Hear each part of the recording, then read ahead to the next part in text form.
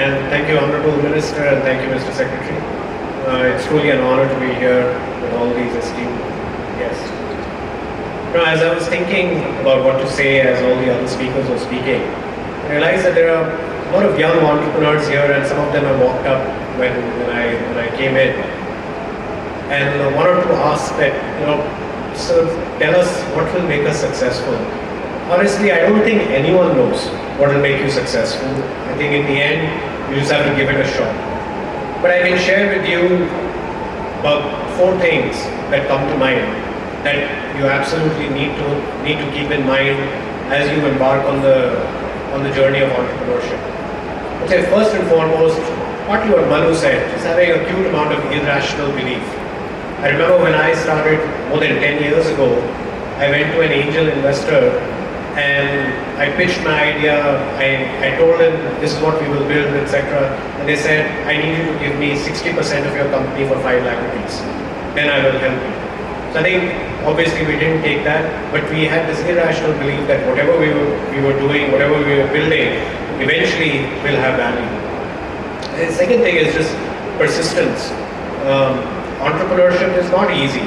There will be ups and downs, but just having the staying power to keep going on and on and on when everyone around you says it's not going to work, it's time to call it quits, that is very, very critical. If you see most of the entrepreneurs here, I've been doing this for more than a decade, Hariomji has been doing it for more than a decade, Vijay has been doing it for more than a decade. Nothing happens overnight, nothing happens in 1, 2, 3, 4, even 5 years. You have to commit for a very, very long period of time. And I think the part which is finally, I think, in our country becoming no longer a bad word. It's an F word which is no longer a bad word. It's failure. And we saw with how the country reacted to what happened with ISRO a few months ago, where we all came out in support for the efforts, even though we didn't achieve what we set out to achieve completely. I think it is such a sea change in our country's mentality, in our behavior, in our reaction to when we don't achieve the final goal, because it encourages those who have set on this irrational path to keep going, just keep going, even when you're at the bottom of the abyss, just having the courage to continue. And the final thing I would say is, while these 3 attributes of irrational belief, persistence, knowing how to deal with failure are very critical, in the end, you have to build a large business which has a singular purpose of creating large-scale impact. It is so important to have a sense of impact in what you're doing, because that's what will give you purpose. That is what will keep you going when things are tough. When you've fallen down on the road, what will pick you up is remembering that you're there because you have a sense of purpose. For us, what the purpose we have at Sampiel is we are providing a platform to over 5 lakh SMEs, very small, medium enterprises from across the country to reach consumers across the country. We don't own any inventory, but we enable our supplier or our seller partners to actually reach millions of consumers across the country. And as a result, we are giving employment and ability to sell goods for the smallest artisans in the country. So Honorable Minister would be happy to know that a lot of Madhubani painting artisans from his state are actually selling online on our platform. And it's creating life-changing experiences for them. And it's just not us, there are others also who do it. But having a sense of impact in whatever you're doing is so critical, because in the end, entrepreneurship is not about raising your angel investment, your VC round, your hundreds or millions of dollars or billions of dollars. In the end, all those are moments in time. You will sign your big financing deal, and the next day you still have to build a great business. And for that, having a sense of purpose, which is very evergreen in nature, is very, very critical. So, it was interesting. Andy Grove was one of the iconic CEOs of Intel in the past. And he made a very good statement once. He said, bad companies die in a crisis, good companies survive a crisis, great companies improve in a crisis. And I think that holds true as much for the startup ecosystem, because the highs are very high and the lows are very low. But doesn't mean that if you hit a real low, you still can't come out of it. in my experience, I've had my share of ups and downs in my 10 plus year journey. And for me, what has really helped to get past my troughs, my points of failure or setbacks, was having an incredible co-founder who I trusted completely, who trusted me completely. On my bad days, he was there to take care of me. On his bad days, I was there to take care of him. And that was at work. And at home, having a family who only cared about my happiness, didn't really care whether I was a successful or a businessman or a failing businessman. All they cared about was, Kunal, are you happy or not? Are you having fun or not? And we are there for you whether you succeed or not. And that I think is the most important thing if you have to get past any moments in your life when things are not working as per plan.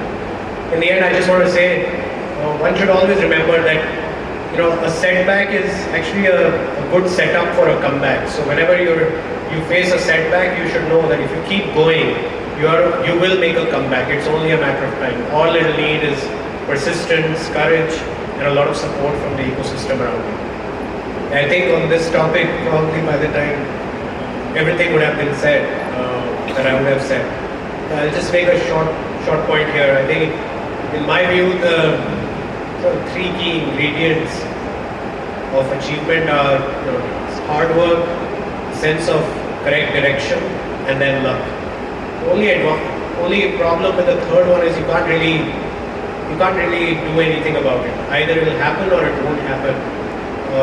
But what you can definitely do is work extremely hard, extreme sincerity, but also in the right direction.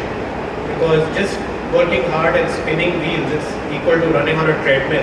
There's a lot of distance you're covering, but there is no displacement. So, hard work and direction is all that one can focus on, and keep your fingers crossed, and hopefully you get lucky. But I think all of us here at some point in our lives have also been lucky. It's not a commodity that certain people monopolize. So all of us can be lucky, but not all of us end up working very hard or working with a lot of direction. That's what makes a difference.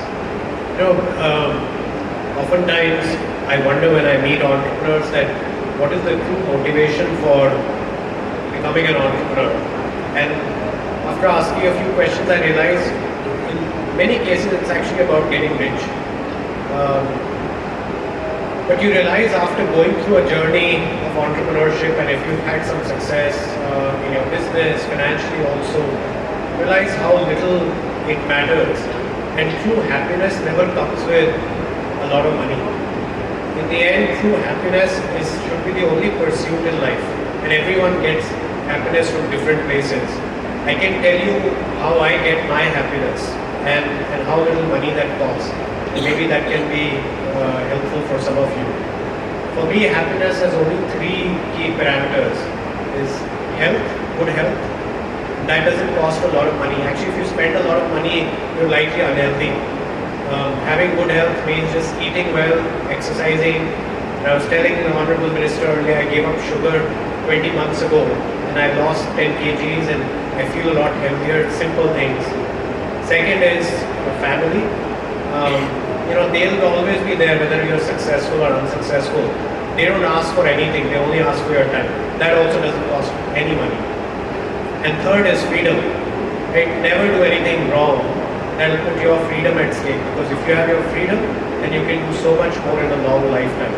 So for me at least, everything I do is from the perspective of ensuring I lead a very happy life.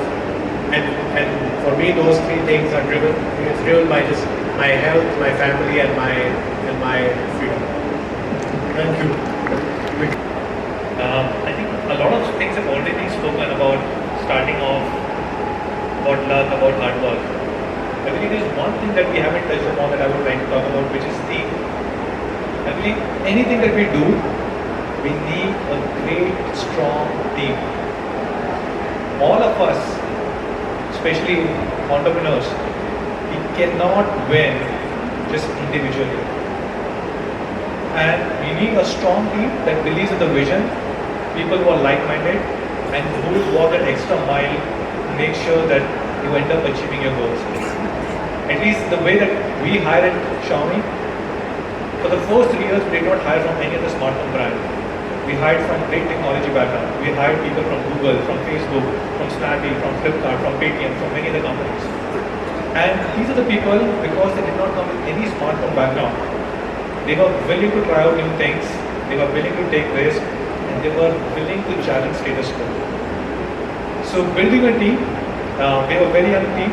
Our average age of leaders is around 30s. Most of the people call me as an oldie in the company. They say, "Tumhe to kuch nahi pata, you're too old." So building a great team who can be there for you, with you in long term, I believe is one of the most fundamental building blocks of building any great business.